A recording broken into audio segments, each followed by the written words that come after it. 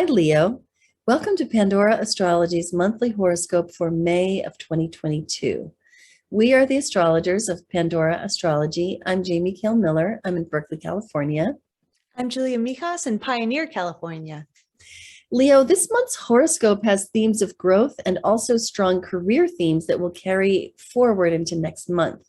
If this horoscope leaves you with questions about your career and how to grow there, the Mission Order's career reading has all the answers you seek. You can find a link for that in the YouTube description below. But I want to talk about Jupiter because Jupiter is everybody's friend and Jupiter is making a move this month. And in your case, it's going to be really nice because check it out. Jupiter starts the month in Pisces and quickly by the 10th moves into your 9th house, which is Jupiter's favorite place to be. This is Jupiter's home. So this is really signaling a year of growth for you as Jupiter traverses the sign of Aries and brings boldness, excitement, enthusiasm, and helps people to just cut through the bullshit, if you don't mind my saying so, fire sign to fire sign, and should bring a lot of clarity to a lot of things in your life. Jupiter, as I said, loves to be in the 9th house. This is his home house. And he can expand your worldview, take you traveling on journeys of the mind, and just trigger a whole lot of growth and surges of confidence. And he's also really great for marketing campaigns. So, and this applies totally to your career because if you're building a business, this could be a really good year for those marketing campaigns. And then next year, you would see the career growth from that as Jupiter moves on into your 10th house. And once again, a Mission Orders reading is where you can find out more about the timing of that. So I want to say a bit also here about Ceres.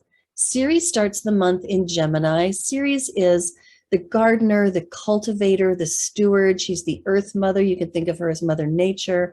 And wherever she goes, it's good to do some gardening. It's good to do some cultivation and some stewardship, some good stewardship. She is entering into your 12th house, which is a house of spirit. Now, this is also a house of dissolving, and Ceres governs the physical body and the habits that you engage in that take care of your physical body and maintain your health. Also, eating habits. And I have to warn you that for the couple of months that Ceres will be traveling your 12th house, if you are not paying attention, you might find yourself deteriorating in your health because of stopping paying attention to it. You might get lazy about it. You might get a little bit sort of dissociated from your body during this transit. But you might find that where your attention is going is into your spiritual life. And there's one thing that can really make a connection, a good, helpful connection between these two things. And that is to take walks in nature. So while Ceres is in your 12th house for the next about 2 months, getting out in nature and enjoying the natural beauty and the wonders of the natural world, spending time with your beloved animal companions, any pets that you have in your life, and letting your connection with all living beings bolster the value that you bring to the world. To feel like your spiritual connection reminds you that you are a worthy person. And now I want to speak a little bit to Juno. Juno is a goddess. She's an asteroid goddess of marriage and committed partnerships of all kinds, including business ones. She's traveling through your 8th house, and I have to let you know that a little bit later this year, she's going to go retrograde and really be spending much of the rest of the year in this house, bringing up some pretty heavy, intense themes in those committed relationships, themes around trust, around power and control dynamics, around, dark hidden mysteries in your relationships, or around financial entanglements. And you're going to be going through a retrospection period regarding this. And I'll tell you when it happens. But now is a really good time to shore up the strength of your relationships in the realms of intimacy and shared finances, especially in anticipation of the deeper examination of those things that you'll find yourself engaging in later in the year.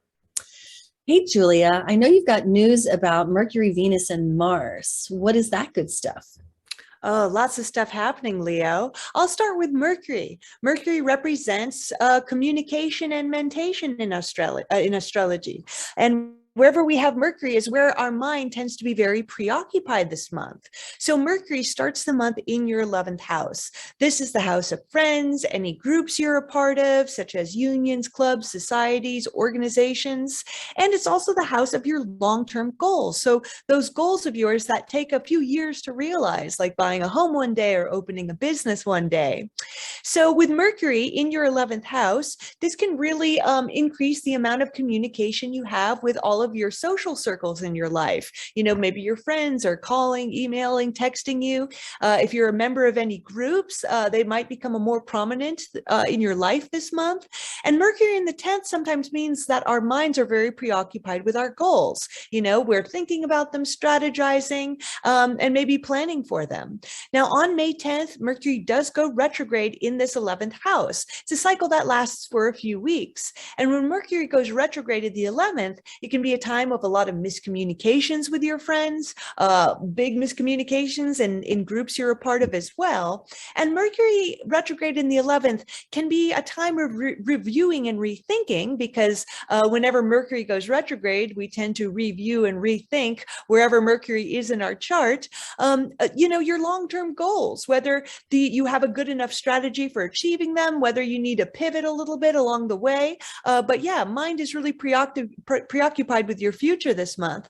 And then on the 21st, we're having Lesser Epiphany Day. And that's when retrograding Mercury exactly conjoins the sun.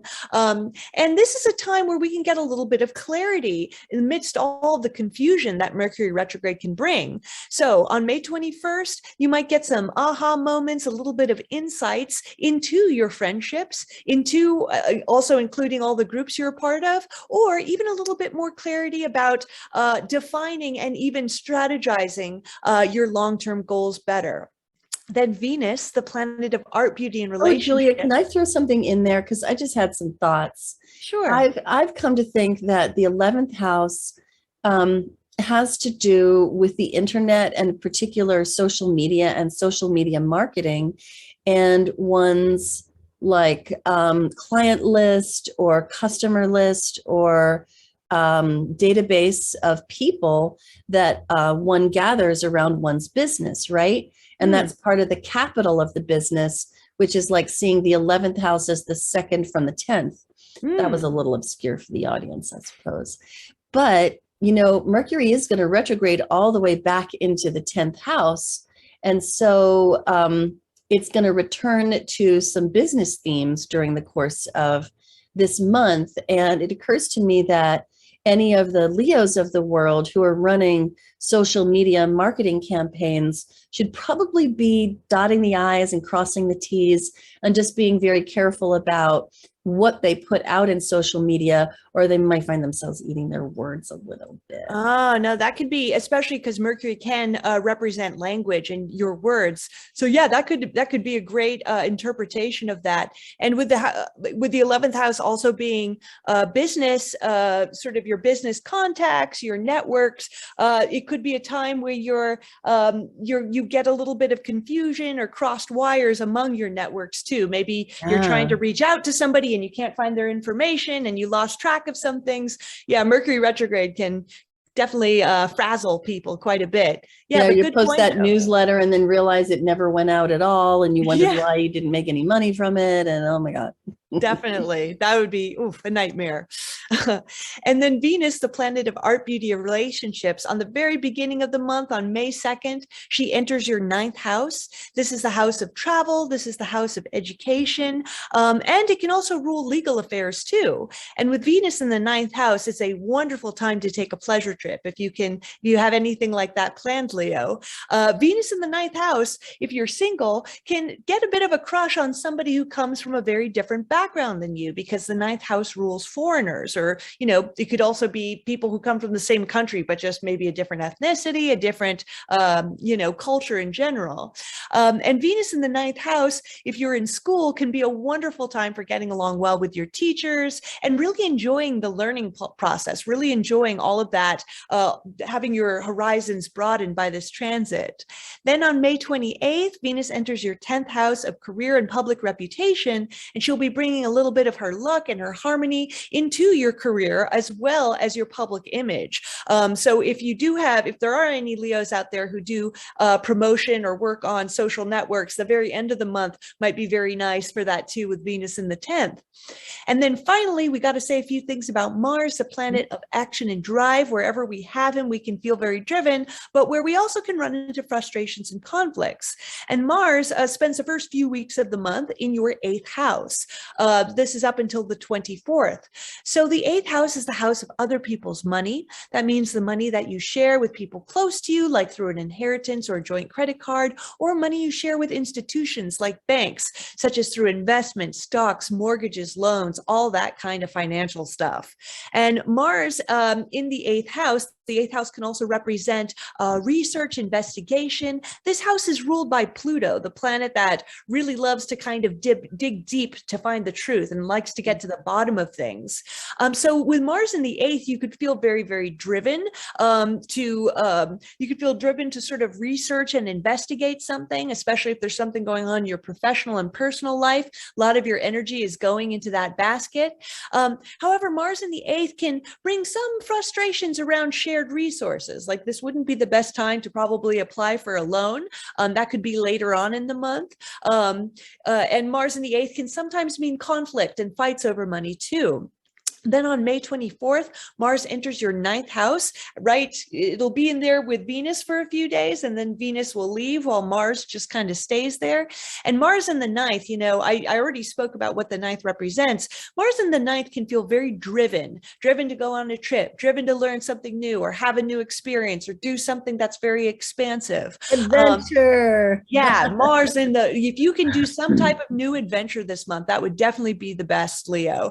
But Mars in the 9th can have a little bit of trouble for all the Leos that might still be in school, like maybe having a teacher disagree with your thesis statement, or maybe just feeling kind of stir crazy, like wanting to go on an adventure that, it's hard to kind of focus on the books. And that could go for everybody who has some responsibilities now, because Mars in the 9th just wants adventure. And if you are stuck at your job or stuck with responsibilities, it might not be the easiest time and can make someone go pretty stir crazy too. Yeah, for sure. I want to talk about a couple of moons and a seasonal change. The first moon is happening on the 15th.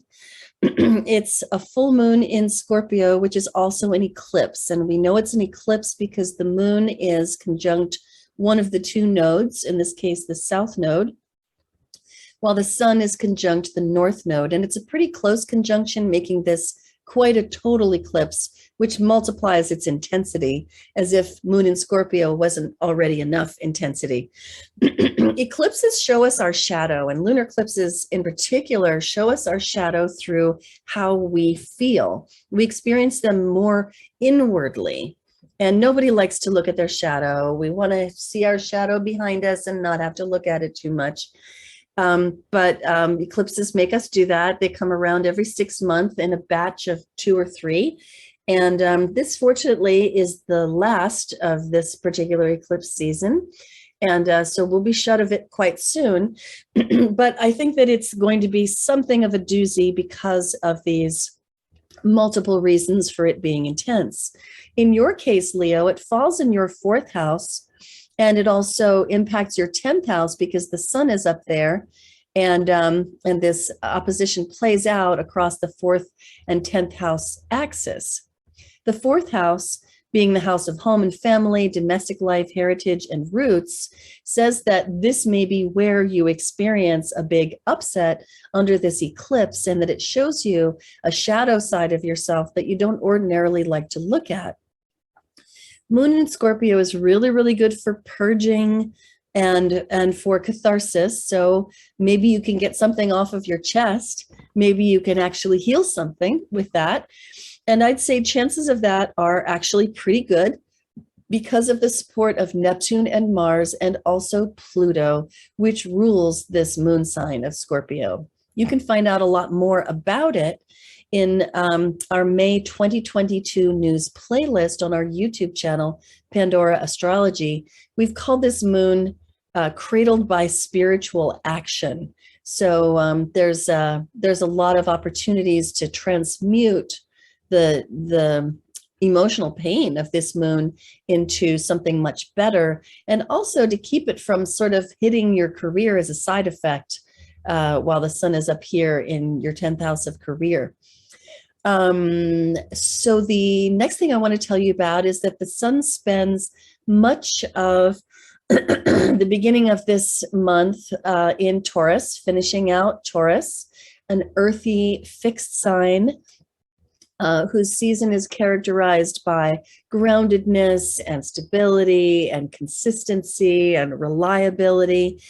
And then on the 21st, which coincidentally is the same day that the sun meets up with Mercury, it also moves into Gemini, changing seasons. The sun spends about 30 days per sign, which I'm sure you already knew, because that's what a sun sign is. It's the 30 days in which the sun is in that sign. And you know that by your birthday. And the season of Gemini is an air sign season. So it's much more cerebral, it's much more light. I get visions of butterflies fluttering around fields, populated with many beautiful little wildflowers, a very diverting and beautiful array. Gemini is so distractible, so much of a dabbler, but loves the stimulation of this season.